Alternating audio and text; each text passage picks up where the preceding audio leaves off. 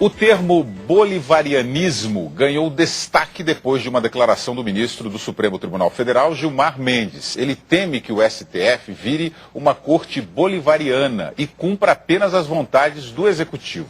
Mas afinal, o que é o sistema bolivariano? O termo bolivariano é associado à história do militar Simón Bolívar, que liderou a luta pela independência de diversos países na América das colônias espanholas. O bolivarianismo representa um sistema político intervencionista em todas as esferas públicas, tem forte participação popular direta e uma política econômica voltada ao nacionalismo. Apesar de ter morrido em 1830, as ideias de Simón Bolívar continuam presentes atualmente na América Latina. Os presidentes Rafael Correa, do Equador, e Evo Morales, da Bolívia, se autodeclaram bolivarianos. Em 1999, Hugo Chávez criou uma nova Constituição e mudou o nome do país para a República Bolivariana da Venezuela. Havia pouquíssimos programas sociais voltados para a população, e aí ele começou um programa enorme de transferência de renda. Com esse tipo de oferta que ele dá para o público, a possibilidade de criar uma certa relação de servidão com o povo e que vai necessariamente, à medida que o tempo vai passando, criando para ele uma certa estabilidade eleitoral. Aqui no Brasil, o tema veio à tona depois que o ministro do Supremo Tribunal Federal, Gilmar Mendes, diz que o STF corre risco de se tornar uma corte bolivariana, porque a partir de julho de 2016, quando o ministro Marco Aurélio Mello completar 70 anos, 10 dos 11 juízes da corte terão sido nomeados por presidentes petistas. Gilmar Mendes, que foi indicado por Fernando Henrique Cardoso em 2002, teme que o Supremo passe a cumprir apenas as vontades do Executivo, como acontece na Venezuela. Muitos integrantes da corte protestaram e lembraram que o julgamento do mensalão foi um exemplo de isenção do Supremo. Mas será que esse sistema pode ser implantado algum dia aqui no Brasil? Alguns indícios de bolivarianismo no governo Dilma Rousseff vem causando polêmica. Como o decreto que cria os conselhos populares, que foi derrubado na Câmara na semana passada. Eles seriam formados por integrantes de movimentos sociais que poderiam opinar sobre os rumos de órgãos e entidades do governo federal. Outro ponto seria a regulação da mídia, definido como prioridade pelo partido da presidente no Congresso Nacional no ano que vem. As nossas instituições ainda são fracas porque o Brasil é uma democracia recente. Mas eu não acredito, eu não consigo ver o Brasil sendo administrado da mesma forma que a Venezuela. Luiz Felipe Pondé, boa noite. A nossa democracia é tão nova, mas é tão frágil assim, a ponto de temer um sistema bolivariano? Não, eu não acho que a nossa democracia é frágil assim. Agora, eu apontaria algumas questões. Primeiro, o presidente Maduro, ele, por exemplo, elencou o Chile entre os governos bolivarianos, que a matéria descreveu muito bem, o que não me parece uma verdade, porque o Chile, agora você tem um partido socialista no poder, mas é um partido socialista com um perfil bastante europeu, e você tem alternância de poder. Então, acho que é importante, quando o Gilmar Mendes fala do risco da corte, do STF virar uma corte que só reforça as posições do governo, é porque o bolivarianismo, eu acho que ele tem uma característica que é a seguinte: ele nasce de um projeto que alguns chamam de Foro de São Paulo e falam que existe, que então essa organização que reúne Chávez, PT, o ditador de Cuba, mas eu não quero entrar nesse mérito que é fonte de muita polêmica. Eu diria o seguinte: o bolivarianismo parte do pressuposto de instaurar uma espécie de Estado populista, socialista, e através do voto e através do aparelhamento das instituições do Estado. Então é tipo, o fundamental para o sistema bolivariano é que não haja alternância de poder. Porque na medida que não há alternância de poder, ele vai criando condições para não sair do poder.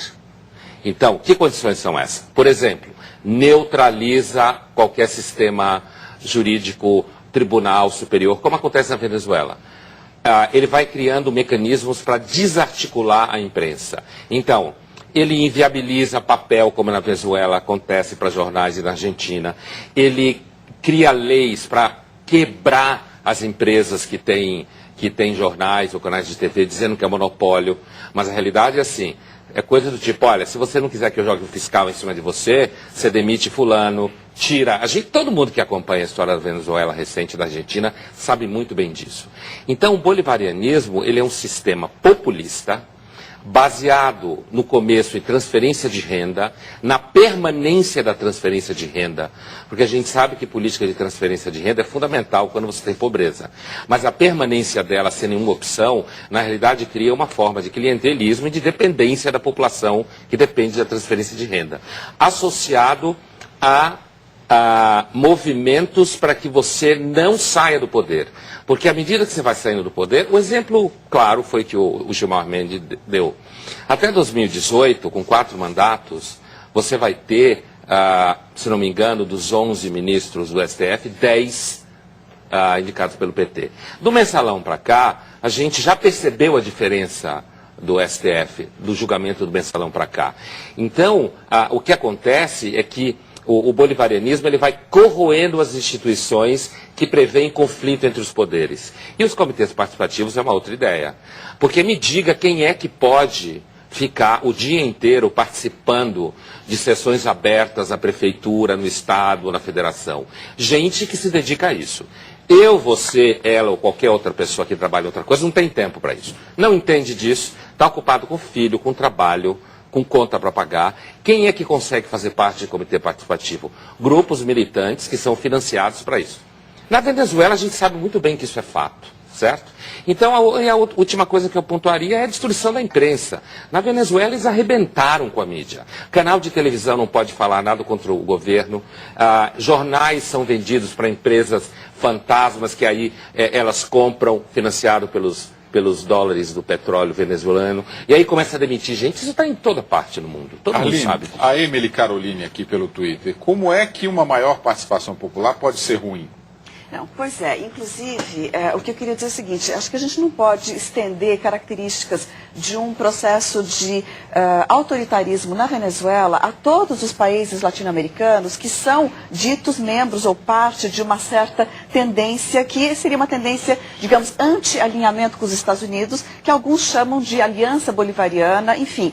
Eu acho que é um exagero quando se coloca em 2 campos separados, lado, dizendo que nesse lado estariam, sei lá, 9 países latino-americanos, né, e todos com as mesmas características da Venezuela. Isso é um exagero, não concordo com isso, né, e, por outro lado, dizer que a participação popular, então, não é né, desejável, ou dizer que é tudo preto no branco. Eu acho que é um certo exagero. Eu concordo que ataques contra a mídia, problemas de liberdade de imprensa, problemas de abuso de direitos humanos abundam na Venezuela. O que eu não concordo é transferir tudo isso para todos os demais países latino-americanos. E o termo bolivarianismo, ele remete também, e muito fortemente, a uma ideia de não alinhamento com os Estados Unidos por causa do legado, da ideia mesmo do Simão Bolívar, que foi alguém que lutou contra os 300 anos de dominação colonialista espanhola na América. Então, acho que a gente tem que ponderar um pouco essa avaliação do chamado bolivarianismo e enxergar que há um exagero nisso. Esse bolivarianismo não é algo tão alinhado assim. Você disse que há uma alternância não há uma alternância de poder, mas o bolivarianismo se caracteriza pela a relação direta do executivo, do presidente ou do ditador diretamente com o seu povo. Não é isso que caracteriza? O executivo fica inchado, superpoderoso, justamente pela... Não é uma revolução. Você tem a impressão que está numa democracia, que tem eleições, mas na realidade não tem. Você vai e, sei lá, você quer se defender junto a uma corte de algum tipo. Mas a corte já foi toda indicada, porque, veja, os modos de repressão numa sociedade não é só prender você e pôr você na cadeia porque você resolveu defender uma ideia X. Você reprime uma sociedade fazendo a pessoa perder o emprego, inviabilizando as relações comerciais, tornando o dia dela insuportável. É isso que funciona na Venezuela. Eu só acrescentaria uma coisa. A telespectadora pergunta sobre participação popular. A expressão participação popular talvez seja uma das metáforas mais gastas dos últimos 200 anos da política. Porque participação popular pode ser compreendido como comitês militantes ideológicos que aparelham o Estado.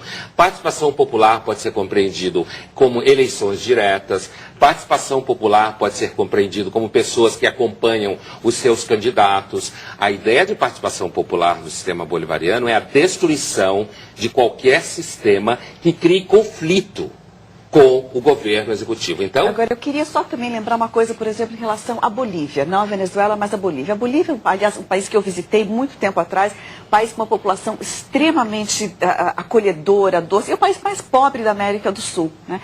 E na Bolívia, a importância que teve simbólica da eleição de um índio, que foi Evo Morales, teve uma importância. Parece assim que a população, pela primeira vez, erguia o olho do chão, aquela população pobre, população que não tinha, não era representada no seu governo, nos seus, né, representantes eleitos mesmo. Então, há um exagero quando se diz assim, bom, o governo bolivariano, ele vai, inclusive, acabar com o emprego. Quer dizer, vários governos tentam se manter no poder. Vários governos diferentes acabam com o emprego de formas indiretas. Vários governos aparelham. Então a gente não pode dizer que essas características nefastas são exclusivas de um bolivarianismo. Mas quando se usa o termo bolivarianismo, eu concordo que é isso que se remete, que se traz equivocadamente toda essa ideia. Porque é o que está acontecendo na América Latina. O Evo Morales administra a Bolívia de forma ortodoxa do ponto de vista econômico.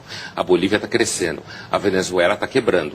Então, quando a gente se refere ao risco bolivariano, é claro que existe todo tipo de ditadura. Os regimes marxistas foram todos ditadura. Os regimes fascistas, alemães, italianos, foram ditadura. Aqui no Brasil a gente teve ditadura. Em Cuba se tem uma ditadura. Então você pode ter regimes de ruptura institucional da democracia com vários perfis econômicos e políticos. Claro, e não vamos atribuir isso a um só. Só que assim, o risco na América Latina hoje é ficar atento para essa vocação de você ir ampliando um partido no poder federal, e esse partido vai ficando muito tempo, e ele vai destruindo as instituições. A gente tem que tomar cuidado, inclusive, com uma coisa, porque senão a gente vai bater um ponto que é o seguinte, isso é tudo muito tudo bem ser autoritário, contanto que seja legal. Se é o seu partido, tudo bem, se é outro partido, não pode ficar no poder. Nenhum pode Eu ficar acho que a gente tem que respeitar as eleições Isso não tem nada a ver com não respeitar eleições, hein? Não estou dizendo que isso tenha. Nada a ver com desrespeitar a eleição. Está dizendo a alternância. Quem foi do poder, eleita é soberana. Ou quem foi tem nada que ver. Essa história de dizer que qualquer crítica ao risco de um sistema que se alongue no país significa defender rupturas institucionais é uma retórica falsa.